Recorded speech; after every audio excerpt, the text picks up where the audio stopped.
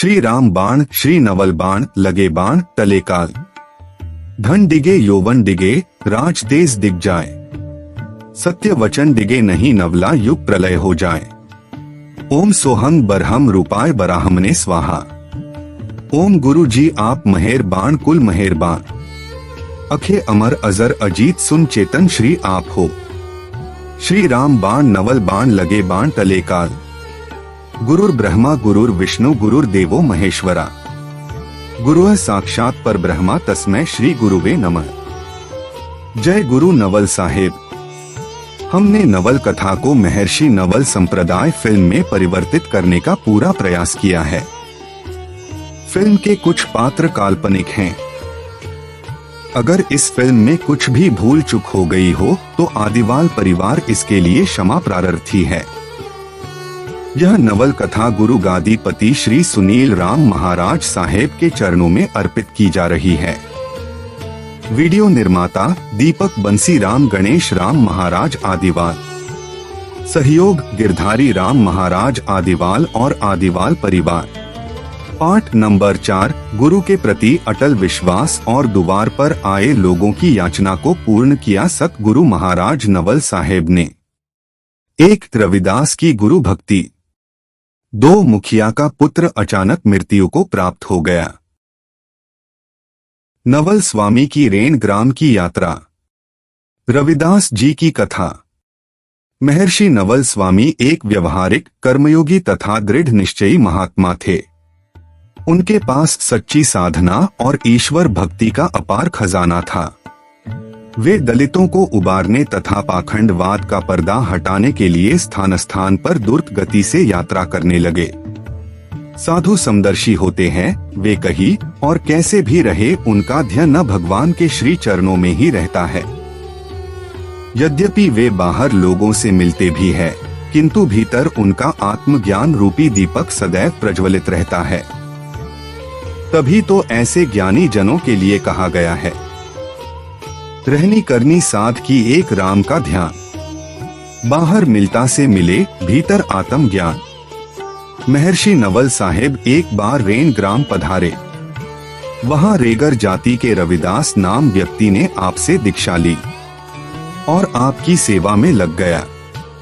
स्वामी जी कुछ दिन बाद जब रेन ग्राम से पधार गए तो रेगर जाति की पंचायत के मुखिया रविदास को जाति से बाहर करने की घोषणा कर दी और उसे कहा कि तुम हमारी ऊंची जाति के होकर मेहतर जाति के व्यक्ति के शिष्य बनते हो, इसी का तुम्हें यह फल भोगना पड़ रहा है। परंतु पंचायत द्वारा जाति बाहर किए जाने पर भी रविदास की गुरु भक्ति में कोई फर्क नहीं आया। वह ज्यों का त्यों स्वामी जी का अनुयायी बना रहा। गुरु भक्ति और साधना ही उसका मुख्य लक्ष्य था, जिसमें वह तल्लीन होकर लगा रहा। कहा गया है, गहरी श्रद्धा युक्त गुरु भक्ति ही गुरु कृपा का प्रसाद देती है। जिसे गुरु कृपा का सौभाग्य मिल गया उसके लिए फिर शेष क्या रहा जाता है। इसी संदर्भ में कहा है, गुरु कुम्हार घट शीश है, गड़ गड़ काढ़े खोट। अंतर हाथ सहारा दे, बाहर बाहर चोटे। गुरु उस चतुर कुम्हार की तरह जो मिट्टी के बर्तन बनाते समय अंदर हाथ कृपा का सहारा रखते हैं और बाहर उसको सुंदर बनाने बुराइयां दूर करने के लिए चोट मारते रहते हैं। गुरु चरणों में पूर्णतया समर्पित व्यक्ति की गुरु पूरी तरह संभाल रखते हैं। फिर शिष्य के साथ कोई दुर्व्यवहार करें, उसे सताया जाए, यह गुरु को कैसे सहन हो सकता था। कुछ समय बाद महर्षि नवल साहेब रेन ग्राम में फिर पधारे।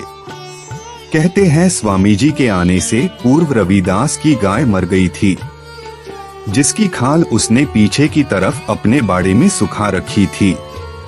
उसी समय स्वामी जी रविदास के घर आए और अपने भजन ध्यान में लग गए। रविदास स्वामी जी के लिए प्रसाद बनाने में व्यस्त था। इतने में एक आदमी ने आकर रविदास से कहा, रविदास तुम्हारी गाय हमारे खेत में नुकसान कर रही है। रविदास ने उस व्यक्ति से कहा, भाई मेरी गाय तो मर गई है, तुम्हारा नुकसान कहां से करेगी। यह सुनकर वह व्यक्ति चला गया।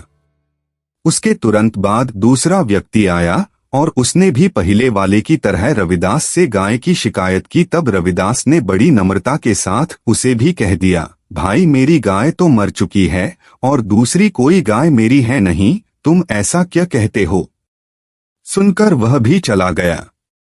किंतु सद्गुरु की लीला थी, फिर तीसरा व्यक्ति बड़े गुस्से में आया और उसने भी रविदास से उसकी गाय द्वारा खेत में नुकसान करने की बात कही। बेचारा रविदास सुनकर हैरान हो गया था।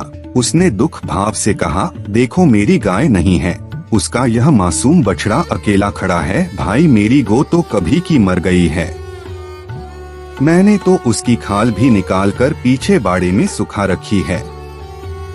फिर भी तुम यह कहते हो कि गाय मेरी ही है, तो तुम गाय को अपने घर ले जाओ, मुझे कोई आपत्ति नहीं है। इतने में नवल साहेब ने उठकर दोनों को रोकते हुए फरमाया, रविदास जाओ, तुम अपने बछड़े को इसके साथ ले जाओ। यदि बछड़े को गाय प्यार से अपना दूध पिला दे तो गाय निश्चय ही तुम्हारी है, तुम उसे घर ले आओ। स्वामी जी के ओदशानुसार रविदास बछड़े को गाय के पास ले गया। गुरु की आज्ञा और कृपा का प्रभाव था। गाय ने बछड़े को और बछड़े ने अपनी बिछुड़ी हुई मां को देखते ही दोनों एक दूसरे की ओर रांभते हुए तेजी से भागे। मां ने भरे हुए थनों से पावस कर बछड़े को वात्सल्य भाव से खूब दूध पिलाया। रविदास आश्चर्यचकित होकर नीचा सिर किए गुरु कृपा का स्मरण कर रहा था। आंखें प्रेमाश्रु से डबडबा रही थी, हृदय में श्रद्धा का सागर हिलौरे ले रहा था, परंतु मन के किसी कोने में गहरा दुख भी समाहित था कि मुझ ना कुछ के लिए गुरुदेव को न जाने कितना कष्ट उठाना पड़ गया है। गुरु मेरी छोटी सी हानि भी नहीं देखना चाहते हैं। वह मां तुल्य अपनी प्यारी गाय को घर ले आया, परंतु यह न भूतो न भविष्यति एक असंभव घटना थी कि मरी हुई गाय की खाल पुनः गाय हो जाए। वह बाड़े में तत्काल सुखाई हुई खाल देखने गया, जहां खाल उसे नहीं मिली। इसके बाद रविदास को पूर्ण विश्वास हो गया कि गुरु कृपा से पुनर्जीवित गाय मेरी ही है। रेण ग्राम में घटना क्रम बनता ही जा रहा था। गाय के जीवित हो जाने की चर्चा रैन और आसपास में हो रही थी कि रेगर जाति के जिस मुखिया ने रविदास को जाति से बाहर करने की घोषणा की थी, उसका एकमात्र पुत्र देवगति से अचानक खत्म हो गया। वृद्धावस्था में पुत्र का मरण, वह भी इकलौते लड़के का, किसके मन को तोड़ के नहीं रख देता। मुखिया के घर भय कर रोना पीटना शुरू हो गया। उस परिवार पर जैसे आकाश टूट पड़ा हो। अकेला पुत्र होने के कारण मुखिया के संबंधी व जानकारों को भी गहरा आघात लगा। आपस में चर्चा होने लगी।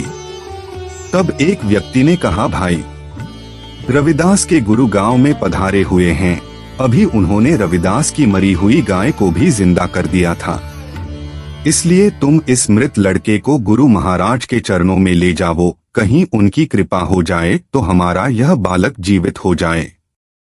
ऐसा ही किया गया। बालक का पिता महर्षि नवल स्वामी के पास जब बालक को लेकर गया तो स्वामी जी समाधिस्थ होकर सो रहे थे।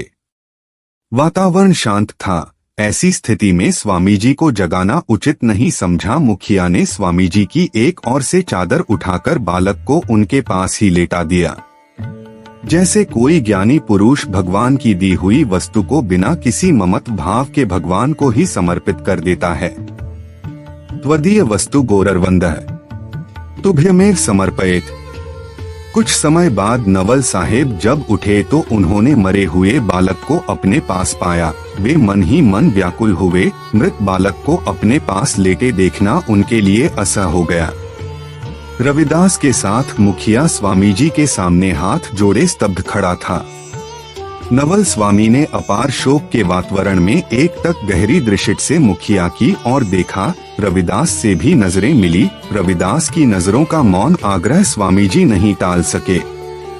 आखिर करुणानिधि को कुछ कहने वाली करुणावाणी नवल साहेब के श्री मुख से निकल ही पड़ी। आपने फरमाया, भल आबिया भवमाय सतगुरु निगेदार प्रतियार, मेधोघर अवतार धार कर लीनो सर्व समालिया। टेर काल टालियो बालरौ गुरु लीनो बोध बिठानिया। कह नवलो शरण आयो भव भव प्रीति निभाविया। 4. पहले सतगुरु शब्द सुनावा, पीछे राम नाम रंगलावा। रेगर रामदास मतवाला, रचना खूब देख मन भावा। 1. शुमरु स्वांस के माई, प्रेम गुरु ऐसी कृपा दिखाई। भाग्यो भ्रम जीवतंत माई, सत्य रूप एक पर खाई। 2. दया करी गुरुदेव गुसाई, जब रैन ग्राम में आए साई। रेगर राम पिछनिया ताई, चित चरणों में लागिया जाई। 3. मेरे अवगुणों को देखो नाई, सतगुरु दीना आय बक्साई। गो मर गई रिवदास की ताई, रेगर भयो है उदास वाई। 4. कर्म क्या देखूं ग्राम के भाई, भक्त को नीचे बताया बाई। सील संतोष गया सब ताई, गो राम की है वा नाई। 5. दया धर्म गुरु कृपा बिन, बालक कष्टियों है आए। और देव जानियो नहीं, राम नाम ही तत्साय। 6. गो जीवाई है राम ने, सतगुरु नाम आधार। अद्भुत परचो पावियो, तुरंत बाल जीवार। 7. सतगुरु की कृपा भई, लागी निशाने चोट। शिष्य सतगुरु का साचा भया, सब निकालवादी खोट। 8. आवो दावो सब धन लूटा, सतगुरु बिना भ्रम नहीं टूटा। कह रविदास नवल प्रतापे, भंवजल कहा बंधन छूटा। 9. इस तरह सतगुरु की पुकार पूरी हुई और देखते ही देखते बालक जीवित हो उठा, जैसे प्रातकाल निश से उठा हो। चारों ओर खुशी की लहर दौड़ गई। रविदास और मुखिया स्वामी जी के चरणों में लिपट गए। इस घटना का बालक की माँ को जब पता चला तो वह आधी पागल सी दौड़ी आई, बालक को इस तरह छाती से चिपका लिया जैसे अब वह एक पल भी उसे अलग नहीं होने देगी। माँ का प्रेम बेटे के लिए मर मिटने जैसा होता है। उसने नवल साहेब के प्रति कृतज्ञता प्रकट करते हुए इतने आंसू बहाए कि उन आंसुओं से स्वामी जी के दोनों चरण कमल भीग गए। भक्त रविदास के घर गांव वालों की खूब भीड़ हो गई थी, जो महर्षि नवल साहेब की जय हो, भक्त रविदास की जय हो का गगन भेदी जय घोष कर रहे थे। गांव और बिरादरी से तिरस्कृत रविदास के घर पर यह दृश्य देख नवल साहेब भी मन ही मन मुग्ध हो रहे थे और कह रहे थे कि यह सारा खेल भक्त रविदास का ही है।